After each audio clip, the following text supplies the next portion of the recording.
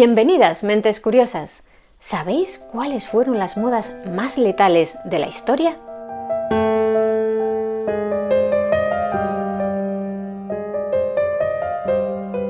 Un cálido día de julio de 1861, el poeta estadounidense Henry Wadsworth Longfellow y su mujer Frances Appleton, a quienes sus conocidos llamaban Fanny, pasaban la tarde tranquilamente en su hogar.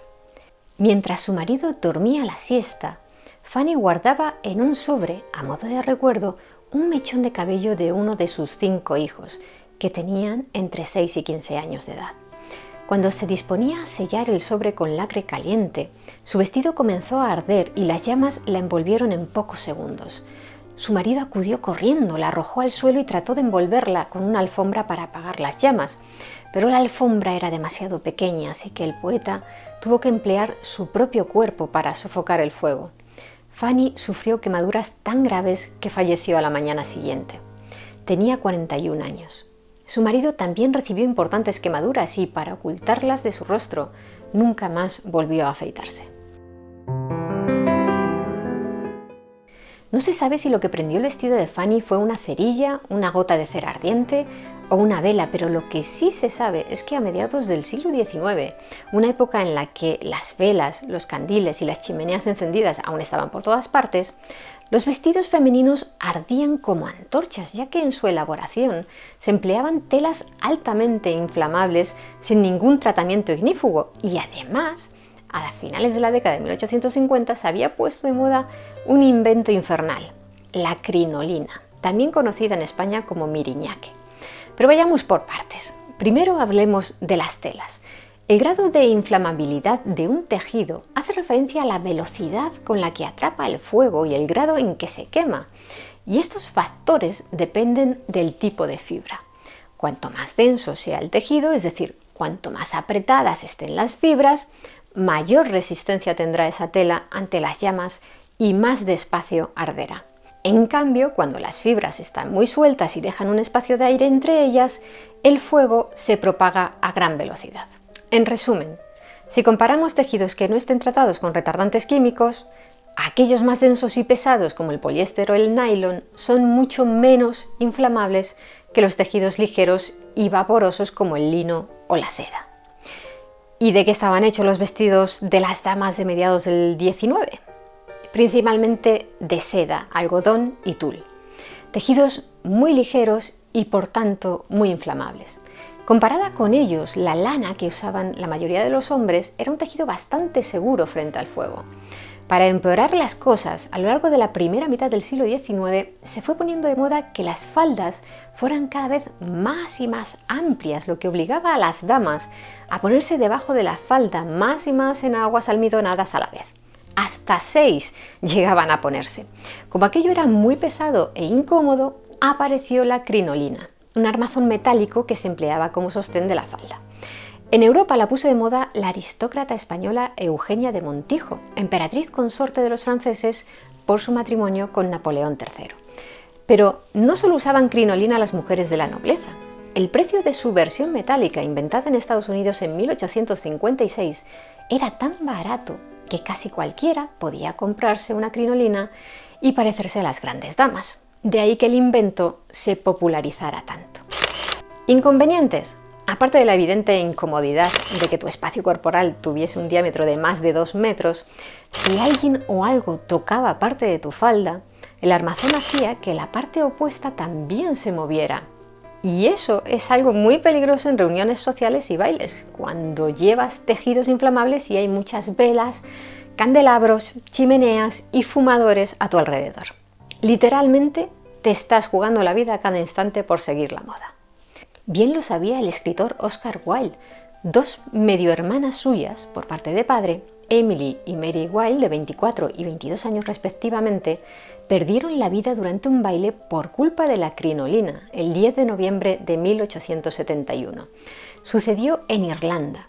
La falda de una de ellas se incendió cuando bailaba un vals y cuando su hermana trató de ayudarla, su vestido también se incendió. Aunque el anfitrión del baile trató de apagar el fuego con su abrigo y haciéndolas rodar por la nieve del exterior, no logró salvar a ninguna de las 2 jóvenes. La archiduquesa Matilde de Austria fue otra de las víctimas de la moda de aquella época. El 6 de junio de 1867, con solo 18 años, se encontraba en el Palacio de Hetzendorf, en Viena, preparada para asistir a una obra de teatro. Se había vestido de gala con un vestido de gasa al que habían aplicado una solución de glicerina para que se mantuviera ahuecado. Antes de salir, decidió fumar un cigarrillo, pero de repente apareció su padre, que le había prohibido fumar. Ella, en un acto reflejo, escondió el cigarrillo tras la espalda y este prendió fuego a su vestido, que ardió por completo al instante, ya que la glicerina es muy inflamable. Al igual que ella, más de 3.000 mujeres murieron abrasadas por sus vestidos entre 1850 y 1860, es decir, casi una cada día, y eso solo en Inglaterra. Como hemos mencionado, los tejidos ligeros son los más proclives a incendiarse. ¿Y quiénes usaban atuendos así en su trabajo? Las bailarinas. A mediados del siglo XIX, como todavía no existían los focos eléctricos, era común que hubiera lámparas de gas al pie del escenario para iluminar a los artistas, especialmente las piernas de las bailarinas que danzaban junto a ellas, ataviadas con sus tutús inflamables. El 14 de septiembre de 1861, en el Teatro Continental de Filadelfia, en Estados Unidos, 1.500 espectadores contemplaban una representación de la obra La Tempestad de Shakespeare, cuando de repente la bailarina británica Celia Gale cruzó corriendo el escenario envuelta en llamas. La gasa de su vestido se había prendido por la llama de una lámpara de gas de su camerino. Sus 3 hermanas, todas ellas bailarinas, y otras compañeras intentaron auxiliarla, pero sus propios trajes comenzaron a arder. Según diversas fuentes, fallecieron 7 bailarinas, incluidas las 4 hermanas de Gale, y aunque ningún espectador pereció, el teatro se quemó por completo.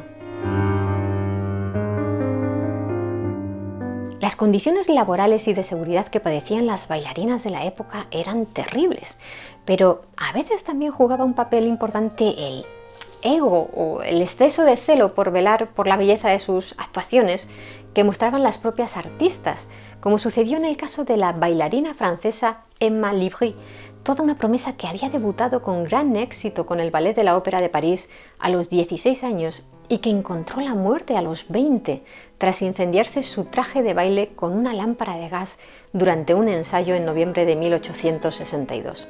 Las quemaduras no fueron muy profundas, pero sí muy extensas, y falleció 9 meses después, cuando sus heridas se reabrieron y sufrió una septicemia. ¿Y por qué fue crucial el ego en su fallecimiento? Porque entonces ya existía un tratamiento químico para que el vestuario fuera ignífugo.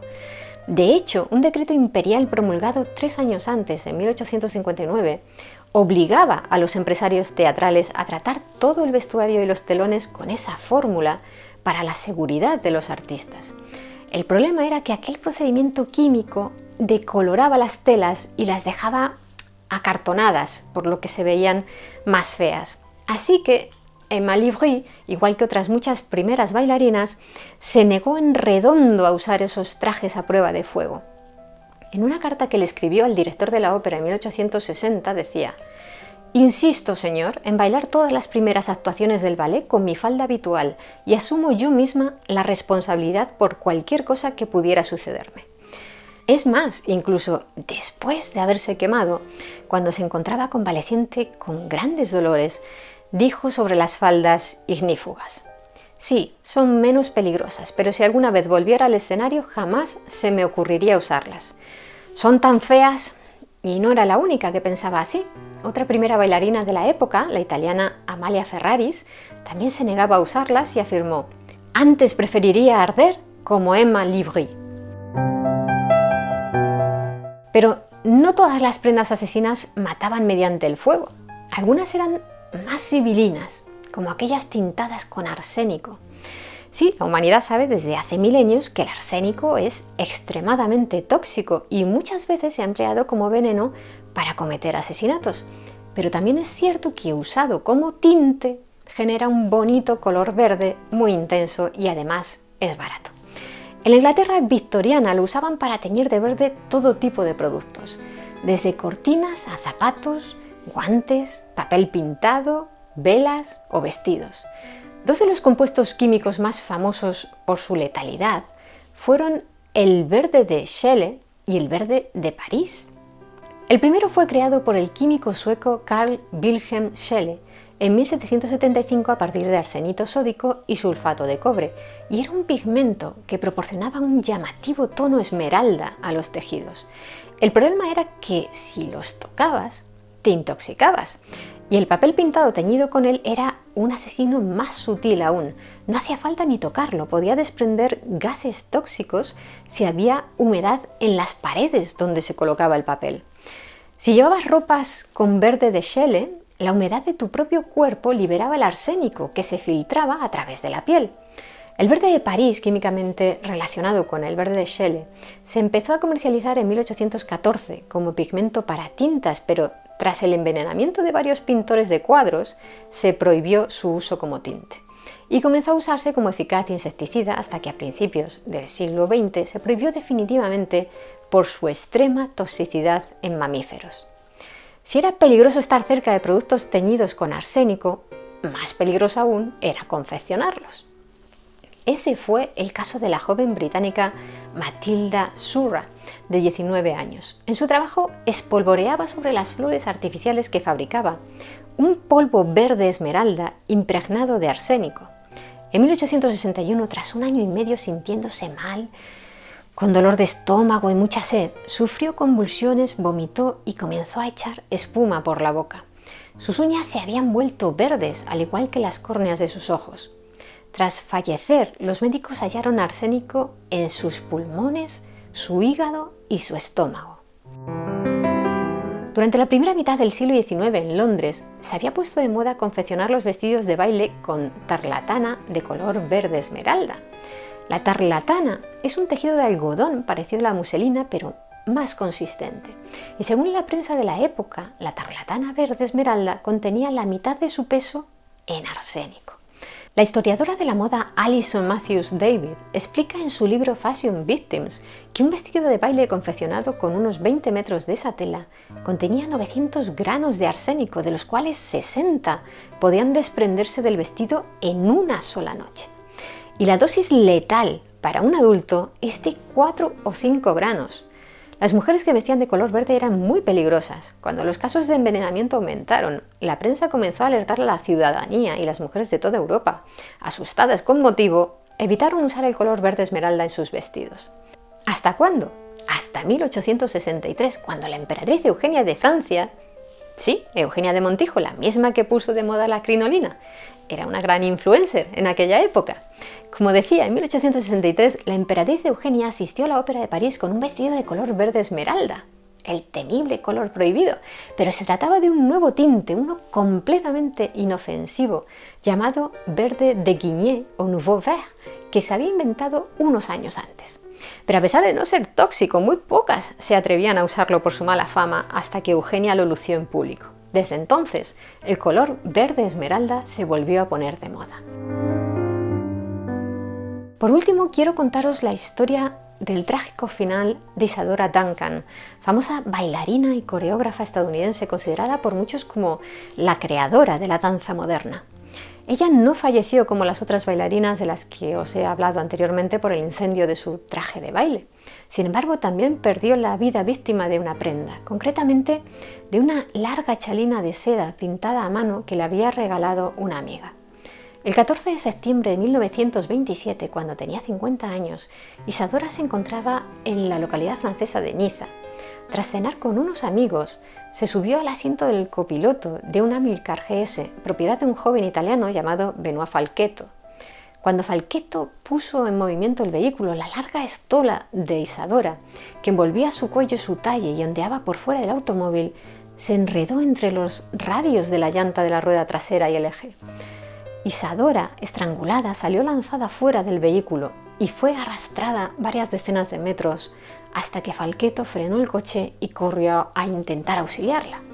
Pero Isadora ya había fallecido, tenía el cuello roto y la laringe aplastada. Su cadáver fue incinerado y sus cenizas depositadas en el columbario del cementerio Père Lachaise de París. ¿Y vosotros qué opináis sobre estos trágicos sucesos vinculados con la moda? Me gustaría que nos lo contarais abajo en los comentarios y si queréis conocer más historias interesantes, suscribíos a mi canal. Muchas gracias por estar ahí, mentes curiosas. Nos vemos en el siguiente vídeo.